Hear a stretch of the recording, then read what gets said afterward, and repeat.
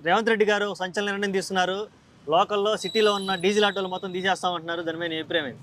Diesel ఆటోలు నడిపిస్తే ఊర్లల్లో మాకు లేదు బిజినెస్, అక్కడ ఏం కూడా లేదు. అక్కడ ఊర్లో 200 రావాలి, పెద్ద కష్టం అయిపోతుంది. అందరు బస్సు గురించి వెయిట్ చేస్తారు. మాకు ఇక్కడ ఏదో బతుకు తెరువు గురించి హైదరాబాద్ వచ్చినాం.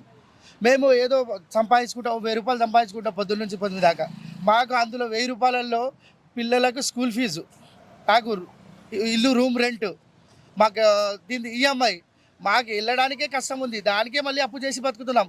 ఊర్లలో అయితే మళ్ళీ అది కూడా ఏం లేదు. ఇక్కడ తీసేస్తే మేము ఎలా బతకాలి సార్? మరి ఇప్పుడు మేనిఫెస్టోలో కూడా గతంలో ఆటో వాళ్ళకి ₹12,000 ఇస్తాను అని చెప్పి అన్నారు కదా!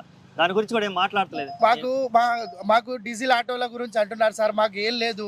మాకు మీరే గవర్నమెంట్ ద్వారా సబ్సిడీ ద్వారా మాకు ఎలక్ట్రిక్ ఆటోలు ఇప్పియండి మీరే.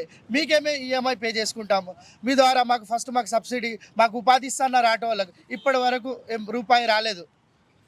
మన సీఎం సార్ గారు కొంచెం మాకు ఏదో ఆటోకు మాకు వృత్తి చేస్తుంటే, మాకు మీ ద్వారా మాకు ఏదన్నా సబ్సిడీ దొరికితే మేము ఎలక్ట్రిక్ ఆటోలు నడిపించుకుంటాం. ఓకే.